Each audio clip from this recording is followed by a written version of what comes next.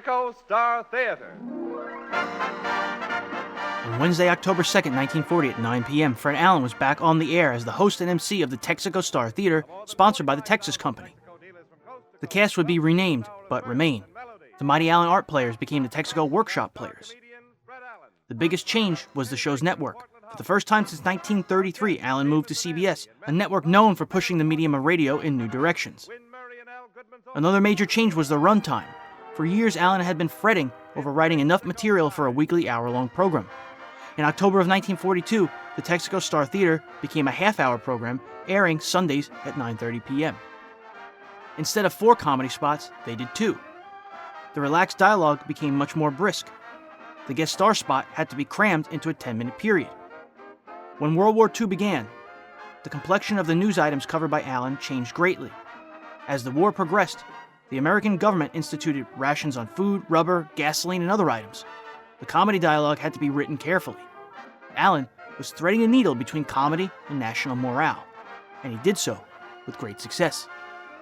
New York's mayor, Fiorello LaGuardia, once complimented Allen, exclaiming that during a water shortage, the Texaco Star Theatre had been able to reach more people in an hour, making them conscious of the city's plight than the city had been able to do through its normal channels for several days.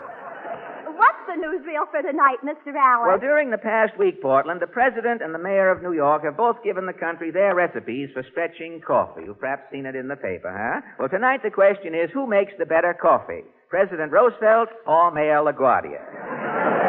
Whom are you going to ask? Well, whenever I want to know how America is reacting to an important issue of the day, I just drop around to Allen's Alley, Portland. The December 6, 1942 Texaco program gave birth to the most successful comedy device in the 18-year total run of the program. That night, what would come to be known as Allen's Alley first appeared. Allen used to read the newspaper column of O.O. McIntyre called Thoughts While Strolling. McIntyre would describe the sights and sounds he'd met walking through the shabby streets of New York's Chinatown and the Bowery. Allen felt that this kind of routine could come off very well on radio. A loudmouth politician had possibilities. Actor Jack Smart voiced Senator Bloat. John Doe was another early character, portrayed by John Brown. Doe was an average man, squeezed by life from all angles.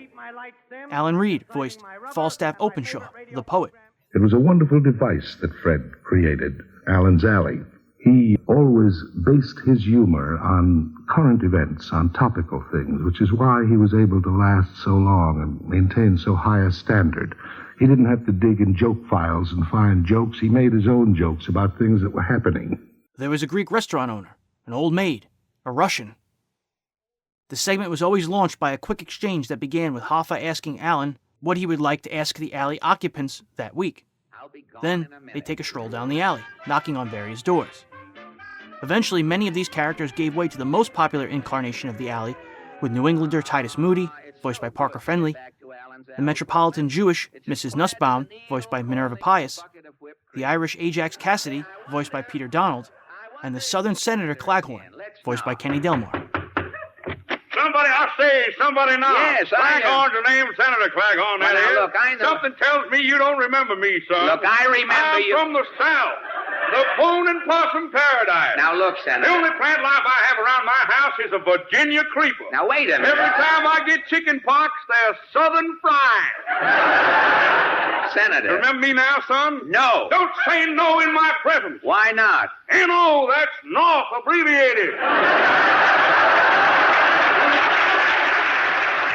The entire alley was allotted 5 minutes with laughter. Each character had 1 minute and 15 seconds for their lines. This was an issue because the program often ran over their allotted time slot, getting cut off the air. It seemed that, as Fred's comedic feud with Jack Benny simmered, his real-life one with network and sponsor executives continued to boil.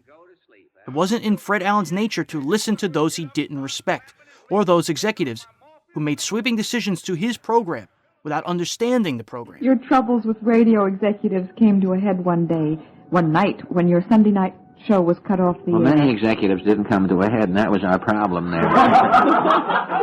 That was our great problem in those days. That's true. What exactly happened? Can you tell us? We heard always about the vice president. Well, that's explained in the book here, too. There's a script that explains the whole thing. It says, radio sure is funny, all except the comedy programs. Our program has been cut off so many times the last page of the script is a Band-Aid. And then Portland says, what does NBC do with all of the time it saves cutting off the ends of your programs? And then I say, well, there is a big executive here at NBC. He's the vice president in charge of, you're running too long. And he sits in a little glass closet with his mother-of-pearl gong. And when your program runs over time, he thumps his gong with a marshmallow he has tied to the end of a xylophone stick, and bong, you are off the air. Then he marks down how much time he has saved. And then Portland says, well, what does he do with all this time? And then I say, he adds it all up, 10 seconds here, 20 seconds there, and when he has saved up enough seconds, minutes, and hours to make 2 weeks, NBC lets the vice president use the 2 weeks of our time for his vacation. And Portland says he's living on borrowed time, and I say, and he's enjoying every minute of it. And that's why the man cut us off. He claimed that we were insulting the executives, and I claimed that it was impossible at that time with the executives who are rampant on the network. It was impossible to insult them. But now, what was the real problem? They would cut you off a little early at night, or you would run long? Well, the problem was that it was impossible to judge the running time of a comedy show, because if your audience was exceptionally good, we used to allow over 5 minutes and 30 minutes just for laughter. And some nights, if things were hilarious or there were mistakes made or ad-libbing or things like that, we'd be long. And then we'd be nipped off without any warning at all, because you had to get the final... No, I hate to be cut off. I get furious at night. Well, especially on a comedy show, because sometimes you spend all of the time, your premise is established and your plot and all that, and you come to the end and the end is gone. We were the first ones, as far as I ever know, to put the end of the show on the next week and start with the beginning of it. Oh, dear. But it just seemed that there was no flexible approach to the problems of the medium, you see. It was more important to get off on time than it was to be good. The New York Herald Tribune critic John Crosby later wrote that part of what made Fred's battles with censorship so difficult was that the man assigned to review his scripts had little sense of humor and frankly admitted he didn't understand Allen's peculiar brand of humor at all. As the host and writer, there was no one who understood the Fred Allen Show like Fred Allen. This fight, however, was getting to him. In 1944, he had to quit the Texaco Star Theatre as a battle with high blood pressure forced him off the air.